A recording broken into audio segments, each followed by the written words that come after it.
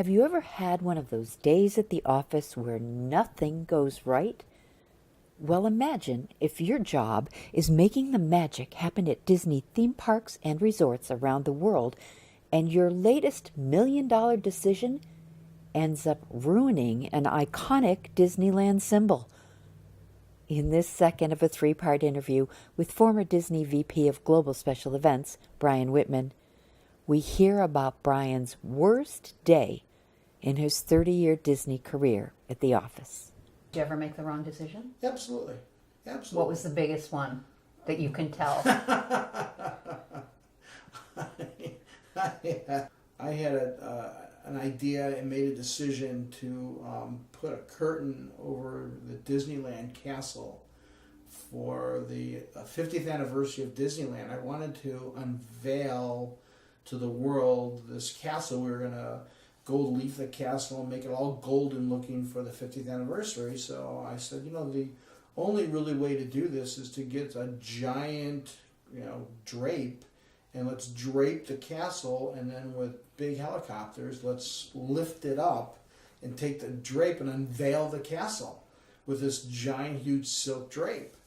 So I had convinced everybody it was a good idea, and the smart people around me that dealt with that, convinced me that it was possible, and the engineers for the helicopters, we all figured it out and convinced ourselves that it was a good idea. And it was good on paper, but when you layer this giant silk drape over the castle with all the spires and all the sharp points of the castle, it kind of just shredded it, and then we couldn't get it off.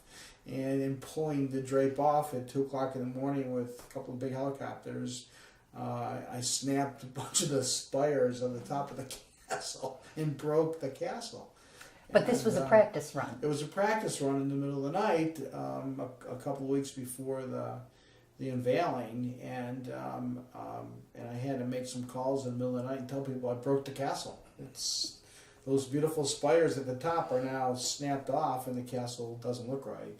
So that was a bad idea. But you're laughing now. Was there any laughter at that time?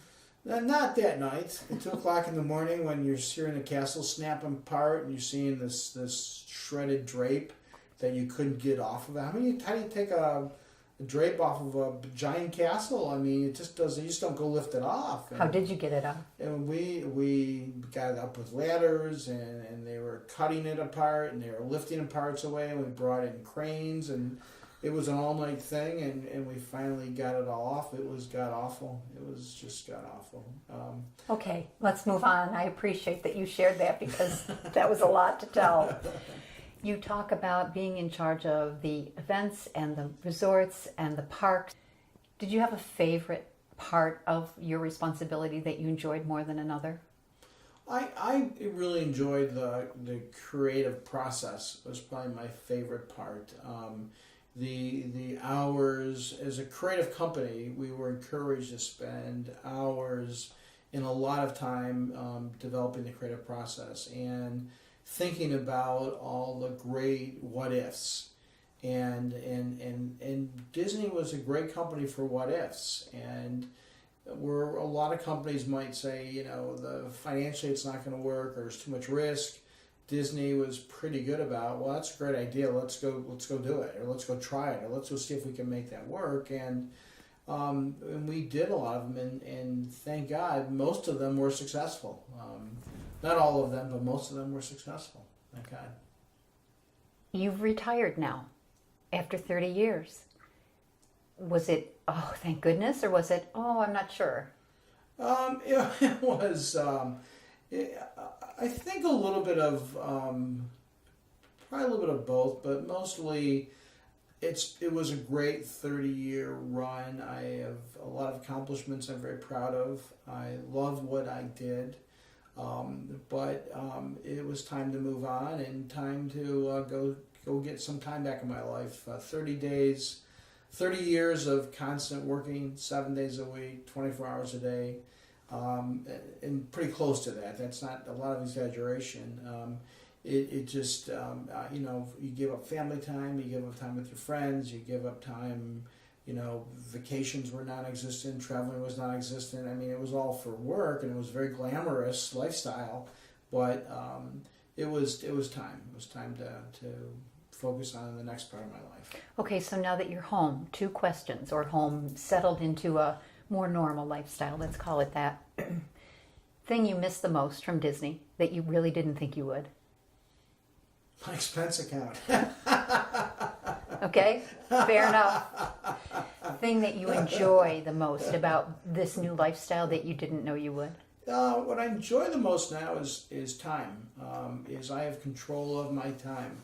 I lived on a calendar and a schedule with several secretaries surrounding me all day long, and lots of meetings and back-to-back meetings and crazy days and running for flights and always having to be somewhere for a lot of different reasons. And now I have control of my days. I have controls of my life. I can kind of come and go and do what I need to do when I want to do it. And that I'm really enjoying having control of my calendar.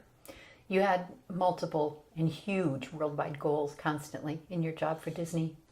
Does that make you not want to set any goals in your personal life now? Or are you so oriented that way that you can't? Yeah, I think I'm naturally a goal-oriented person, but I've had lived so goal-driven for so long that, you know, now it's really simple. My goal is to enjoy my time with my family and my friends, and that's my goal right now. So how I do that every day varies, but that's my one goal today. Favorite Disney character?